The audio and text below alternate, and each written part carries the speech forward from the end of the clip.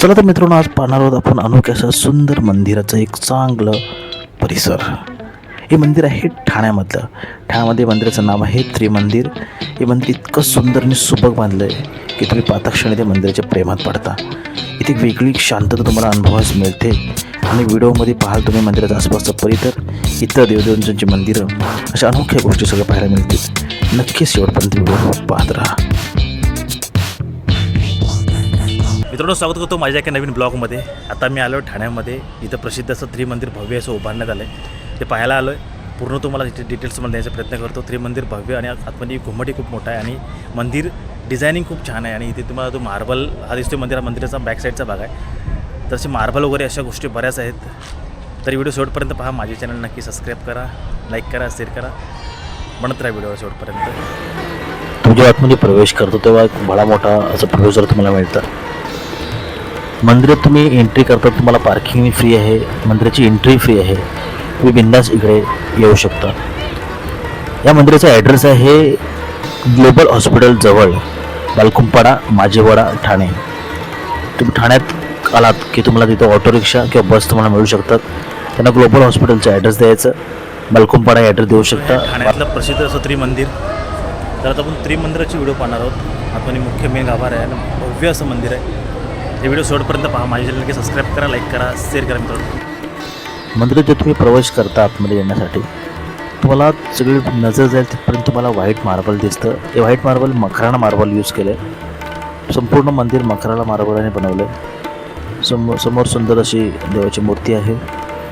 अशा आपल्या भारतामधल्या देवदेवतांच्या मूर्ती तुम्हाला आजूबाजूला पाहायला मिळतील. त्या मंदिराच्या त्रिमंदिराच्या बाहेरसुद्धा छोटे छोटे मंदिरं देवदेवतांची तुम्हाला पाहायला मिळतील. नक्की अशा मंदिराला तुम्ही ठाण्यामध्ये असाल तर नक्की भेट द्या. इथली शांतता, इथलं वातावरण एक अविस्मरणीय आहे. आजूबाजूला कन्स्ट्रक्शनची कामंसुद्धा चालू आहेत आणि मंदिराच्या आवारातली सुद्धा काही कामं अजूनही चालू आहेत.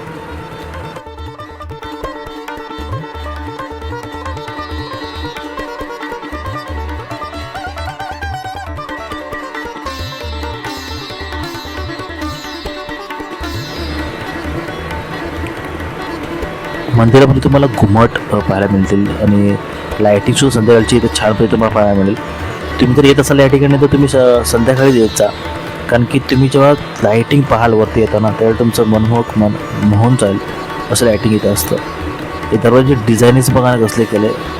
अशा 3 दरवाजे इथे तुम्हाला पाहायला मिळतात. तर आता आपण आहोत शंकराच्या महादेवाच्या पिंडीच्या इथे.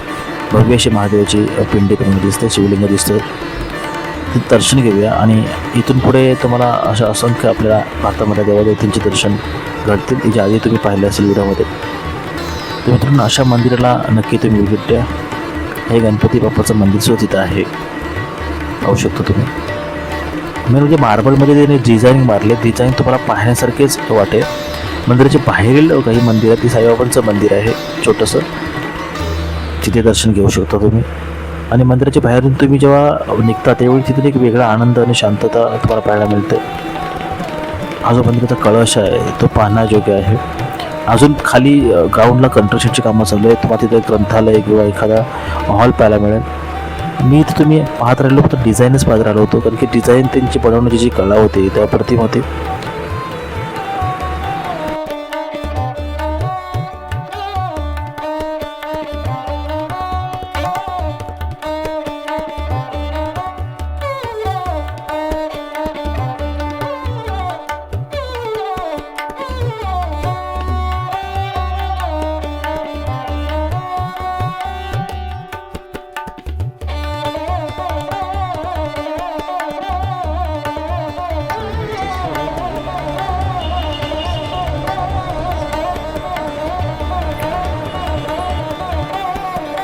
मंदिराच्या मार्बलमध्ये जी कलाकुशल केली होती ती दाखवण्याचा प्रयत्न करतं.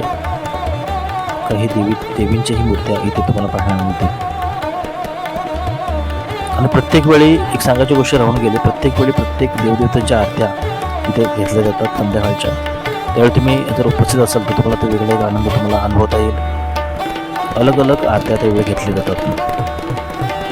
मंदिर परिसरामध्ये एवढं फिरण्यासारखं आहे ना, तुम्ही गेला तिथे तो 2-3 तास तुम्ही बाहेर पडू शकत नाही, एवढं तिथले परिसर तुम्हाला फिरायला मिळतं. वरून पाहायला खाली बघितलं तर आजूबाजूला कंस्ट्रक्शनचे कामं, मोठे मोठे टॉवर्स आणि आजूबाजूचं वातावरण हे पाहायसारखंच मिळतं. मी जेवढं मंदिर तुम्हाला दाखवण्याचा प्रयत्न करू तेवढं दाखवतो.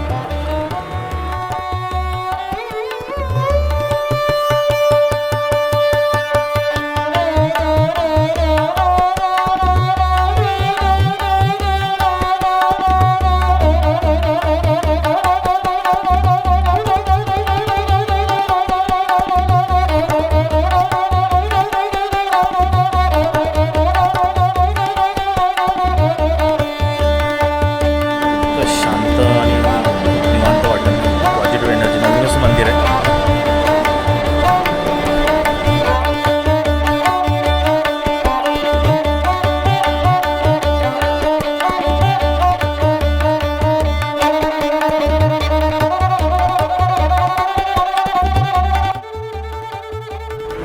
मंदिराच्या उजव्या साईडला गार्डन एरिया आहे, डाव्या साईडला सुद्धा गार्डन एरिया आहे. सिटिंगही छान आहे, पाण्याची सुविधाही, पिण्याच्या पाण्याची सुविधाही छान आहे. आणि उजव्या साईडला तुम्हाला कॅन्टीन पाहायला मिळते समोर, जिथे तुम्हाला चहा, काही बिस्किटं, वेपर्स, इतर काही गोष्टीसुद्धा पुढे चालू ठेवतीलच. चप्पल स्टँड 2 ठिकाणी आहे, भव्य प्रवेशद्वाराच्या राईट साईडला किंवा लेफ्ट साईडला. अशा पद्धतीने मंदिराची इथली रूपरेखा आहे. मंदिराच्या आसपास चहाची पण सुविधा आहे. आता आम्ही चहा पितो, कॅन्टीन आहे पाठी त्यांचीच.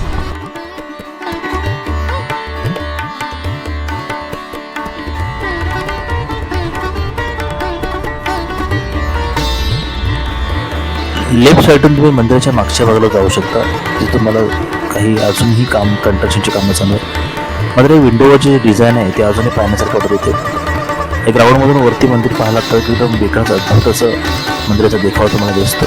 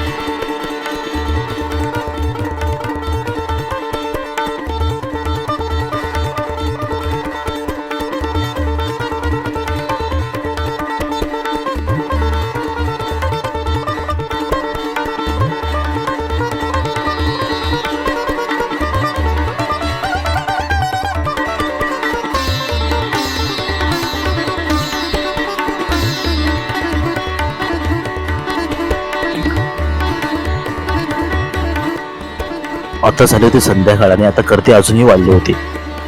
आणि आता दिवे म्हणजे झालेमधले जे रोषणाई होती चालू करण्यात आली होती, पाहू शकता इथे. आणि अशा रीतीने मंदिर अजूनही झगमगत होतं. आणि संध्याकाळचं वरून नजरांना पाहायला खाली एवढं भारी वाटतं ना. शूटिंग एरियामध्ये काही माणसं, काही वयस्कर लोक बसले होते जे आपल्या गोष्टी मारून होत्या, मंदिराकडे निहाळत होत्या. वरून सुद्धा मंदिर पाहण्यासारखं खूप छान वाटतंय. आणि ग्राउंडला तुम्ही गेलात तरी मंदिर ते पाहतच राहावं असं मंदिर आहे.